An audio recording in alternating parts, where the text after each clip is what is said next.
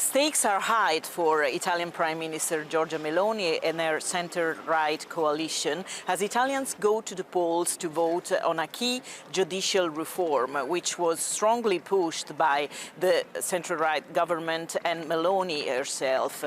For the Italian Prime Minister, this reform, a defeat in this referendum, could mean a weakening position in Italy and abroad, where she's gained a very strong positioning in Europe and among her international allies. But as her international alliances, including the very controversial one with the US President Donald Trump, go under scrutiny, this vote is becoming a very important test for her. Supporters say this reform will improve the Italian notoriously slow judicial system, while opponents say that it will put magistrates' independence at risk.